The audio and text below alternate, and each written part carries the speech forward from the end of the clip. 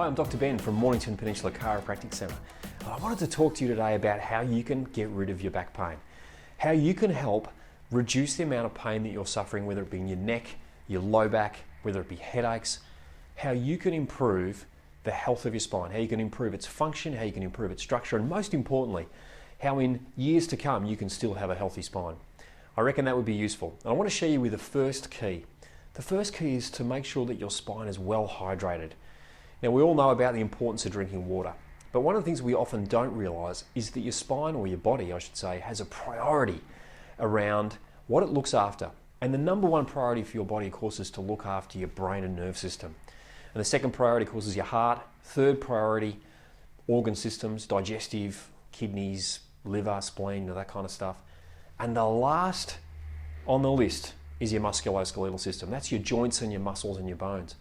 So if you're at all dehydrated, the first thing that your body will start to sacrifice is your water supply to the joints of your spine. And there's two key joints that we need to look after.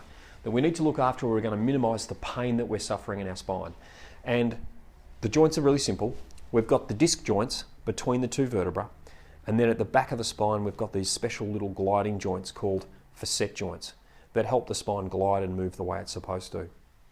Now, if you're at all dehydrated, the disc, the shock absorber between the two vertebrae, will start to become more dehydrated. It will start to become lower in height.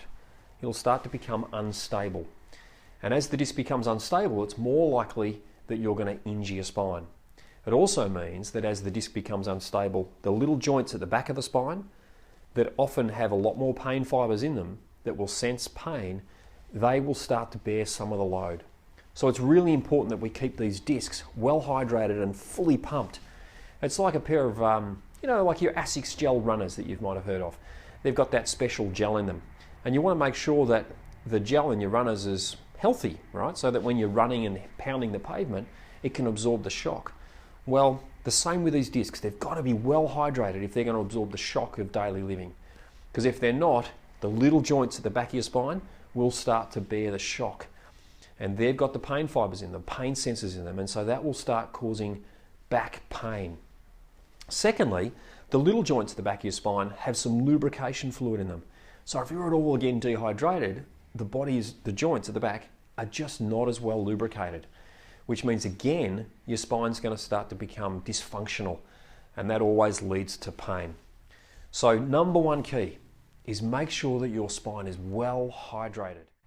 So it's important to drink lots of water. How much is right? I don't know. Probably in the vicinity of 2 to 3 litres every day.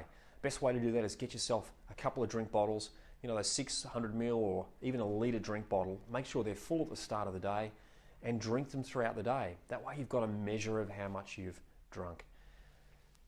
This is so important that you hydrate your discs, that you hydrate the little joints at the back of your spine.